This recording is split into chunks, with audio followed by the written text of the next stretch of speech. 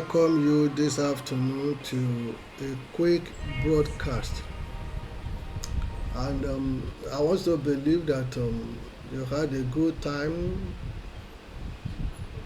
yesterday on your Christmas day, that you celebrated your Christmas with friends and family. If you're a Christian, I rejoice with you, and I would say, may the joy of Christmas be everlasting in your life. And I say, happy Boxing Day. But if you're not a Christian and you're my friend, no issues, no problem. I deal with humanity. And permit me to say this to you, the compliment of the season. That may this season bring you God's goodness. May this season move you closer to the truth of the gospel. Not lies, not manipulation, not deception. May you know that truth. And may that truth be established in your life and be planted in you. So I want to quickly share this reflection moment with you. I want to share this reflection moment with you. And it came to me as a result of a conversation I had with a gentleman yesterday. And I want to believe that it's something that is very peculiar if you happens to be in my age group or my generation. You see, when we're growing up, family rejoice together, celebrate the Christmas together or New Year. Our parents will demand that all of us should come home, and we all travel all the way down to Ijebu to celebrate Christmas with our parents. So yesterday, this gentleman said he lived in the same city of Lagos, and he called. They live in this, mainland. Then the children lives in the island, and he called them that they need to come over, so to come and celebrate the Christmas with them. And guess what? At 4 p.m. they said they just woken up, and invariably that means they're not going to come. And that now started me thinking that wow. And we started to share views, the kind of generation that we have at the moment. And it is deeper than that. Deeper than that. And that's why I want you to reflect right now. That because there are parents that spend all their lives, all their resources, all their energy, everything that they have, at the detriment of their own health and their life too. No savings. They think that the children that your thinking is that you invest all your life on your children, so that when they grow old, they can build a house for you. They can, rally around you. They can be there for you. There's some who does that, don't get me wrong, but I want to believe it's got to be my generation and the generation that look after their parents, look after their children, was a generation that is not in limbo.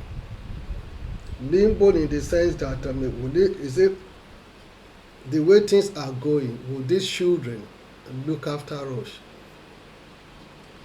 Perhaps the reason why God allow you to be alive right now is for you to be able to reflect, or perhaps why God is making me to talk about it right now is for you to reflect, to let you realize that it is never too late. If you've been planning your life all around your children, don't get me wrong, you have a duty of care to take care of them, to look after them, but always get something clear. There is a tremendous societal influence in the life of the children today. That something is being planted in them either from school or from social media or from friends that they relate with, that made them to think first about themselves but not about the parents who labor, particularly fathers who have gone through unimaginable pain to make sure there is a shelter, there is a food, and there is a cloth on you, and the school fees to be paid. Many a times a father will be in the room shedding tears, but you will not know, because you want him to pay your school fees, to buy you this, to buy you that, but you never know that the old man do not have that money, and will be thinking how is going to make that possible to sort you out. It's the same person now that you find it difficult to celebrate with him or with her on a Christmas day when you live in the same city. Let me be clear with you. It's something that happens to me. In the last few years, I've been celebrating my Christmas alone. As a matter of fact, I just on Christmas Day, I just go to bed and sleep all the way through. The moment I get in after the church service on Christmas Eve, I just take a sleeping tablets and I sleep all the way until I wake up the following day. It's likely to be Boxing Day, then I have to eat and continue my sleep. But if they are food, thank God for EPL. They're able to watch football, and chat on the phone with your friends. So you can see how lonely it could be. So I can feel the pain of the man. I can seriously feel the pain. So you are still alive. You are still able, still very active. And those are the things that you get back.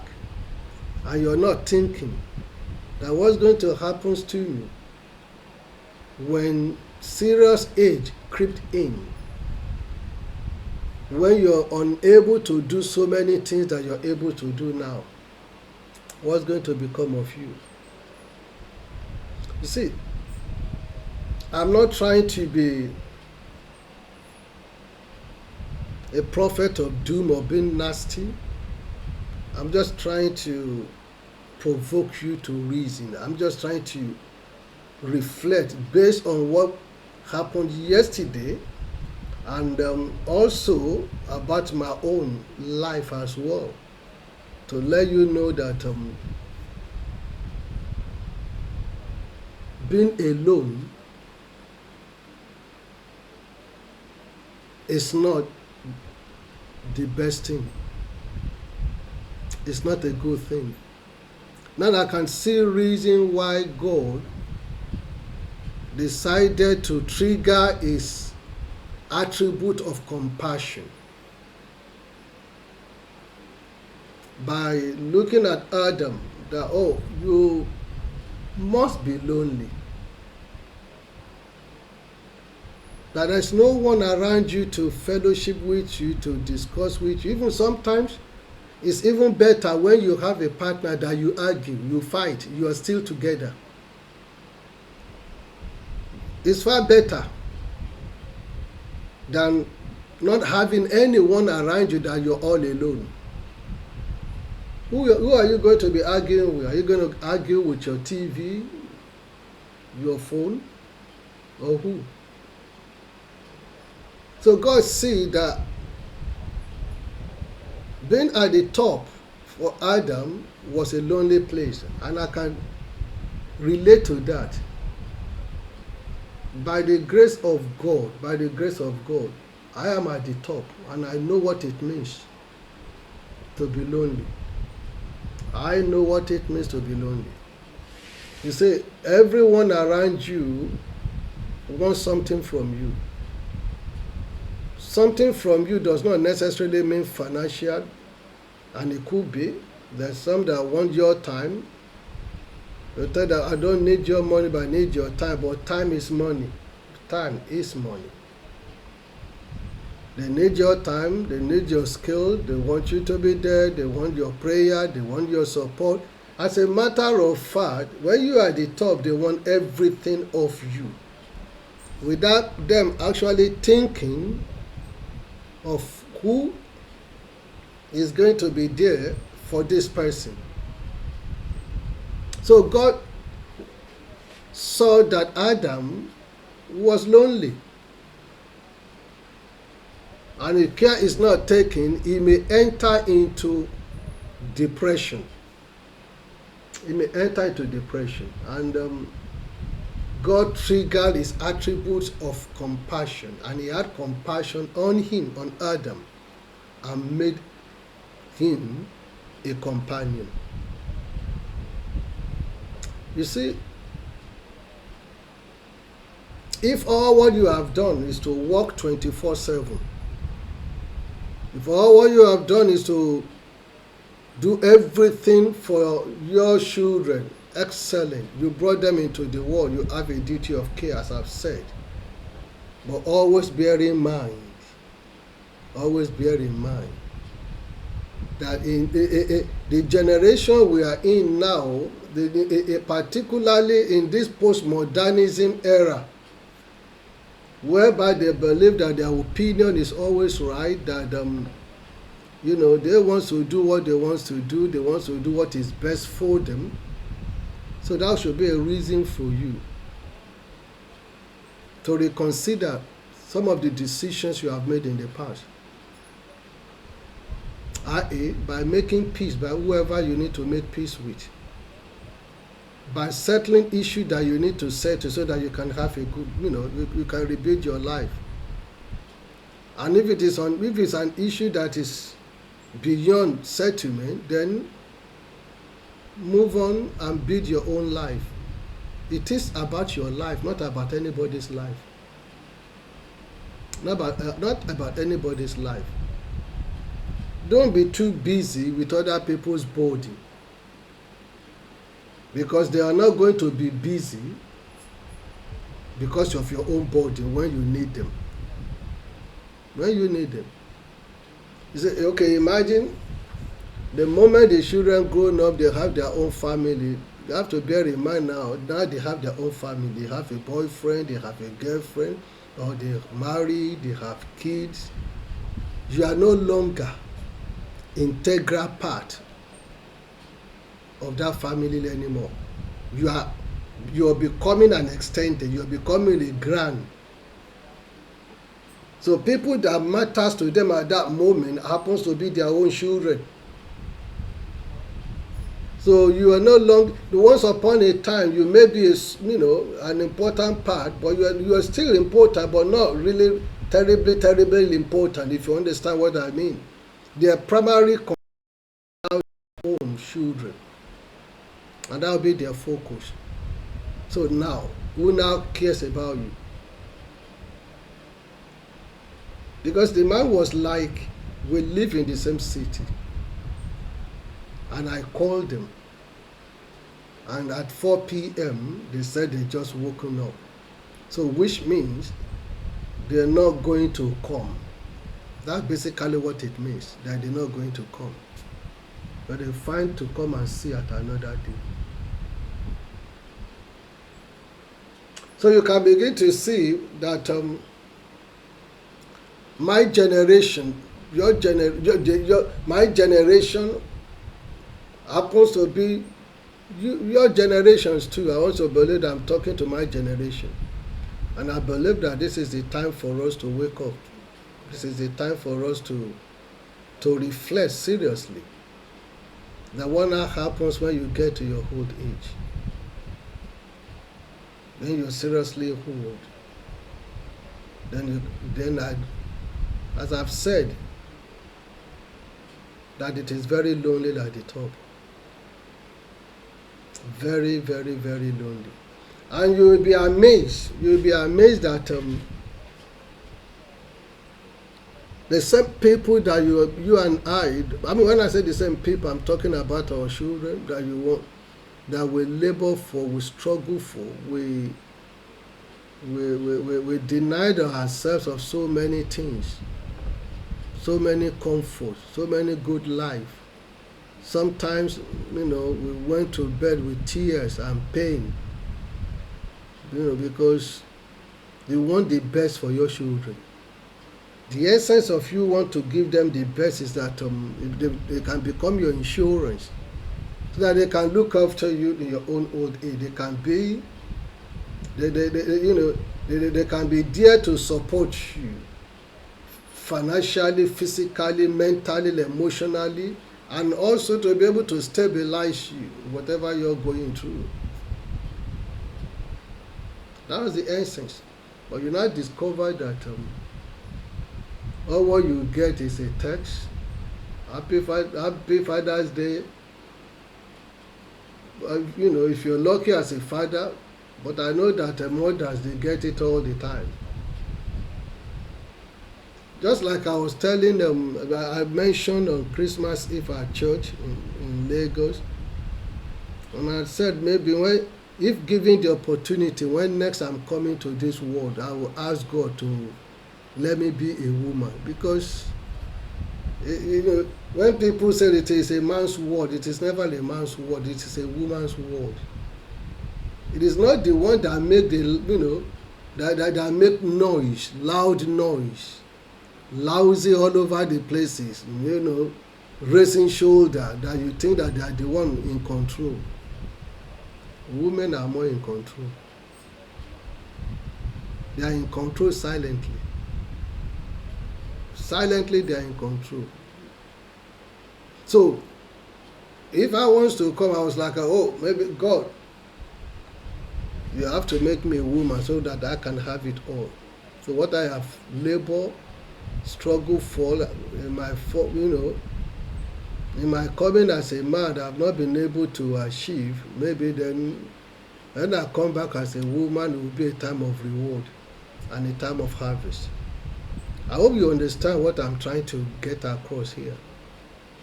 But if you're a man, and you are in my generation, it is not too late for you. It's a moment for you to start to think, a moment for you to start to reflect, which way forward, what do I need to do? How do I take care of my old age, that I'm not going to be lonely? You see, sometimes we do things because we do not want our children to be offended. We do not want our friends and our environment to be offended. What are they going to say? How will they look at me? What will they do? Uncle, no one cares about you. When you are no longer relevant to them, they don't care about you. They care about you because you are relevant to them.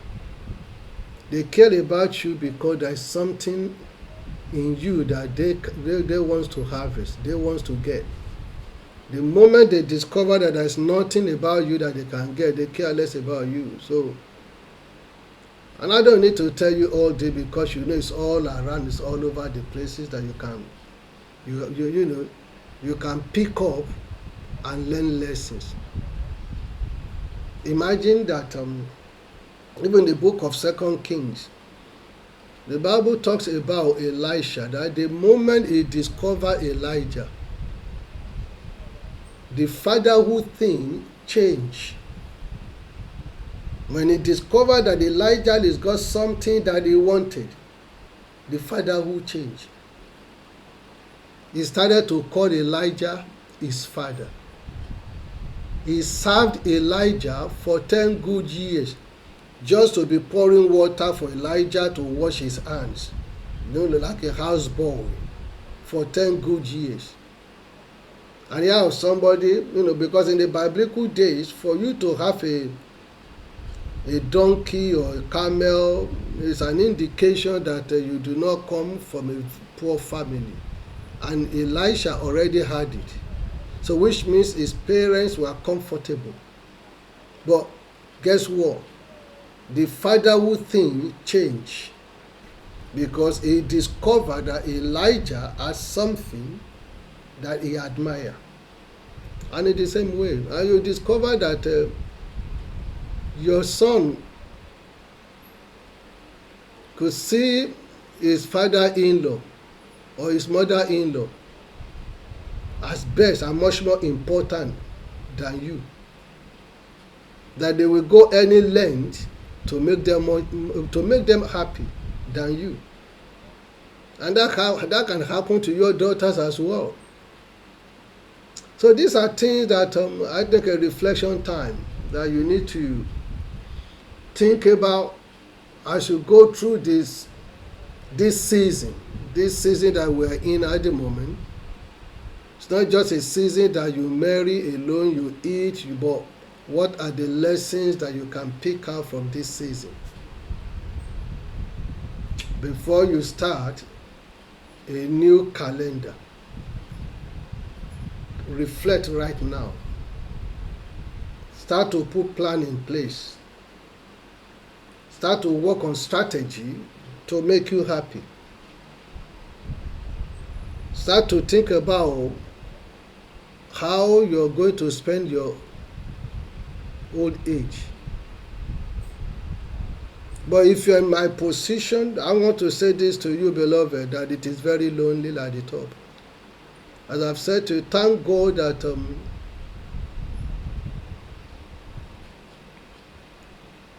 I have friends and family. Thank God that I have friends and family. But it's not everyone that have such friends and family all around them. It's not everyone. In spite of having friends and family all around me, let me be clear with you, it is still very lonely, because at the end of the day, if you go visit friends, you will go to your house. If they come to visit you, it will have to be a great price, because at this time, everybody, you expect your loved ones to, your own, to come to your house. You sit on the table, on the dining table, you eat together, you play Ludo, you play draft. You remember those days of a hide and seek, going on them, our compound, then we have a janguava, that children will go on. We also have trees that will climb on the tree, jumping from one to another, all manners of play. Then later in the evening, then we start to play football, just to enjoy. As you're doing that, you have drinks, you have food, you have, you see all your cousins that you've not seen for a very long time, that all of you gather together. It was a, beautiful moment, beautiful time that you look forward to. But all of a sudden, time and events has taken all that away. Then you become lonely. You now begin to reflect that the children that I have labored all my life for, they now have started their own family. So you are no longer priority. I'm not saying you're not important to them, but you are not priority. You are no longer priority.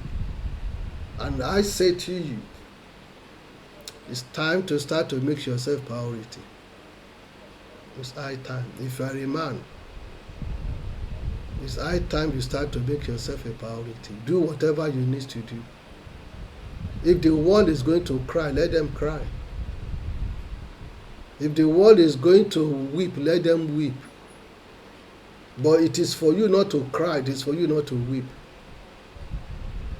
It is for you to know what you're doing. I wish you a wonderful season. I shall reflect on this my short message. May the Lord bless you. May the Lord keep you. May this season be the best season for you. And I sincerely apologize for the breakdown in internet connection and all that. But they are part of the season. They are part of the season. So when many people are home, then they'll be connecting and connecting and connecting on the internet. So the internet, suffer. Takes every download. Many will download movies, download that, watch this, social media, because majority of people are home because of the season. So when you have a breakdown in internet connection, try to understand, because that has been happening to me in the last a couple of hours. But if you're able to hear this message, it is about reflection time. Now go ahead and do what makes you happy. Enjoy the rest of your day. My name is Dr. Tayo OGUNMEFUN.